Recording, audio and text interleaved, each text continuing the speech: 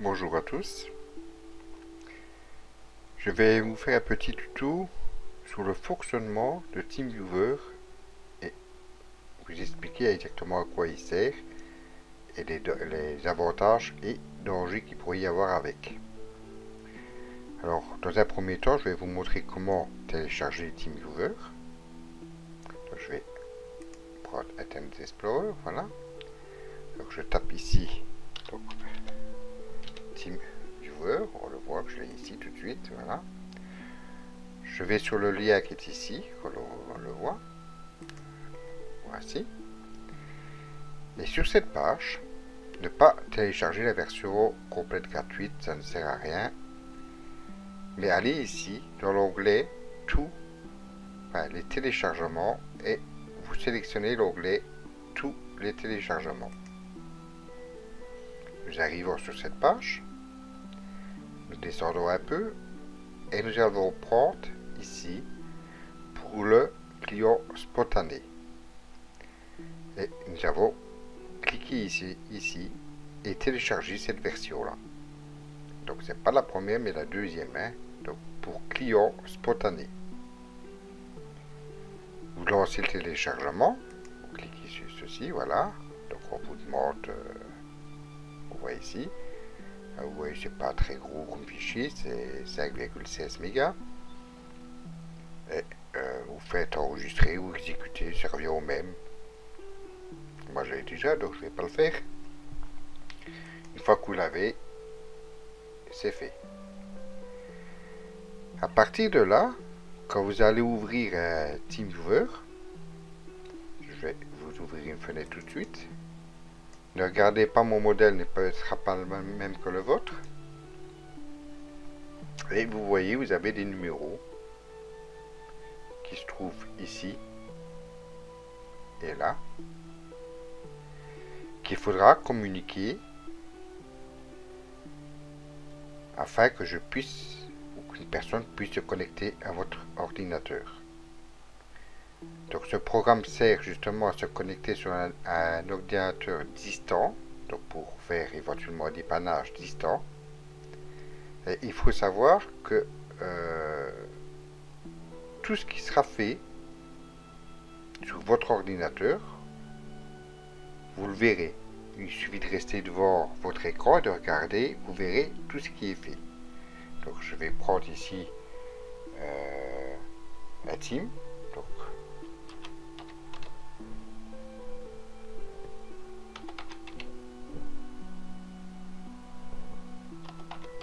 voilà ceci. Donc quand je fais connexion, ça c'est de mon côté bien sûr, ça je supprime.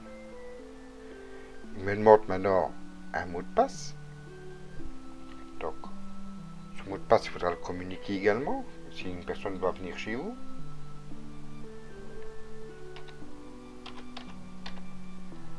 Et je fais connexion. Et voici mon TeamViewer, voilà. Je vais faire un peu plus petit comme ça tout le monde voit. Et voici ce que moi je vois par rapport au PC distant. Donc en général je replie ceci. Et tout ce que je vais faire,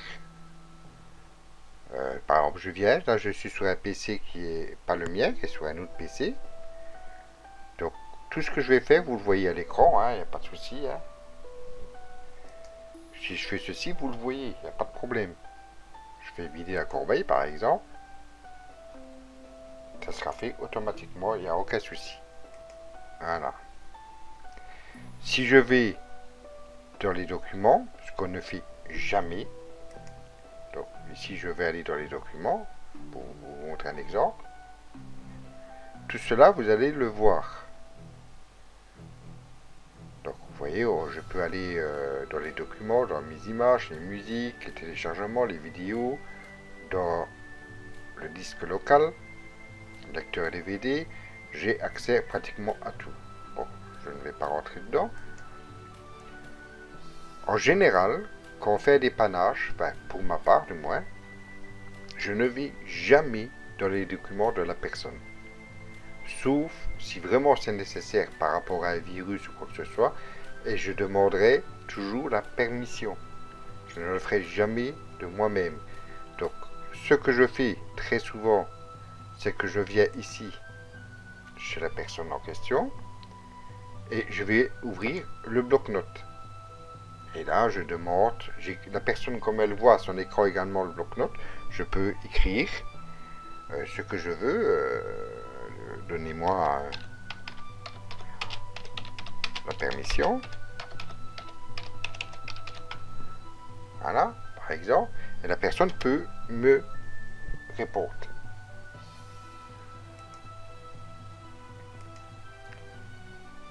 Donc, ça c'est pour l'éthique, on va dire.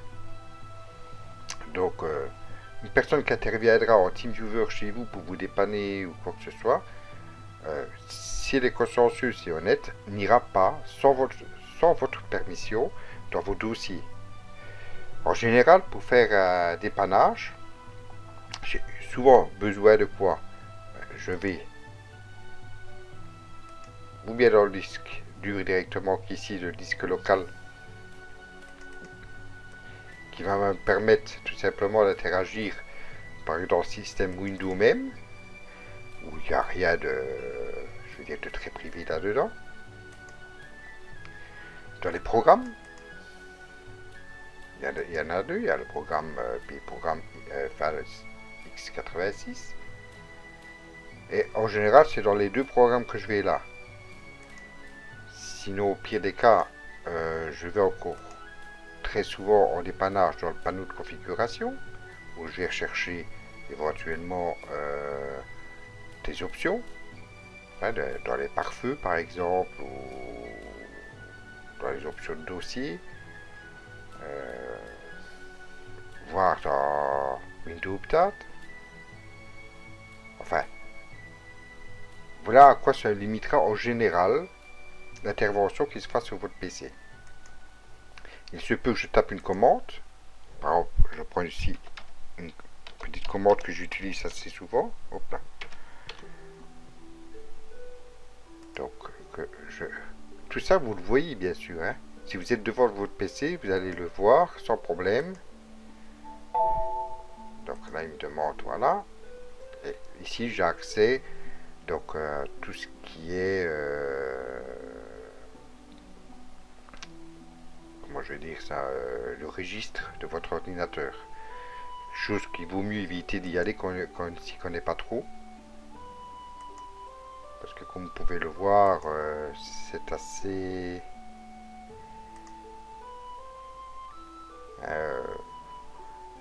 je prends par exemple ici.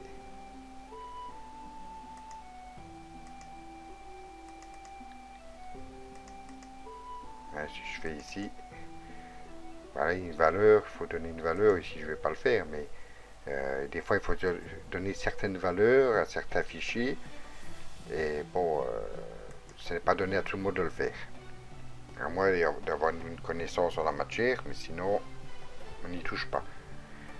Donc j'ai fait ce petit tuto juste pour que vous voyez à quoi sert TeamViewer et les possibilités. Maintenant, si vous donnez un code TeamViewer à n'importe qui et que vous ne surveillez pas, alors cette personne pourrait très bien télécharger vos photos, vos documents, et j'en passe en fait. Hein. Donc à partir du moment où vous n'avez pas confiance en une personne et que vous n'êtes pas devant votre PC, il est toujours possible de se faire voler ses photos par exemple. C'est pas le but du groupe ici. Je vous rassure tout de suite, comme je vous ai dit, si vraiment je dois aller dans les documents, je demanderai la permission et vous serez là et vous verrez tout ce que je fais. Mais c'est très rare, en général, je n'ai jamais eu besoin d'aller dans les documents des personnes. Que ce soit images, photos, vidéos, j'ai jamais eu besoin d'aller là-dedans.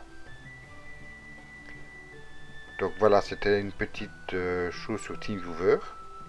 Alors, à savoir que quand je vais fermer, si vous fermez de votre côté TeamViewer, au prochain accès, j'aurai besoin d'un nouveau mot de passe. Le mot de passe n'est valable que pour une seule fois. Donc je veux dire, si vous me donnez un code et un numéro de passe et je me connecte et demain je veux revenir chez vous, ça ne marchera pas. Je vous rassure tout de suite, il me faudra un nouveau mot de passe.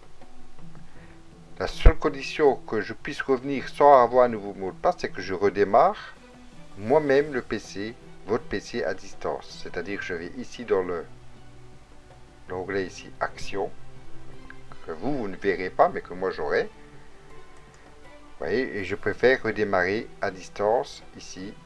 Voilà, et je fais redémarrer. À ce moment-là, j'aurai pas besoin de mot de passe, en principe. Mais une fois que le TeamViewer sera fermé, je ne saurais plus venir sur votre PC, vous n'avez rien à craindre. Hein. Donc voilà, c'était pour la petite histoire. Et à quoi sert exactement TeamViewer? Donc c'est pour faire des dépannages à distance. C'est également pour faire des conférences entre amis éventuellement. Il y a plein d'applications qui pourraient s'attribuer à ce petit programme. Ce programme est gratuit à certaines conditions. Il faut savoir que s'il a une utilisation assez fréquente, on vous demandera de le payer. Mais en général, si vous en servez 6-7 fois par an, on vous demandera rien, vous n'avez rien à craindre. Maintenant, si vous le faites 6-7 fois par jour, là, vous recevrez une affiche qui vous demandera de payer le programme. Voilà, je vous remercie et bonne journée à vous tous. Au revoir.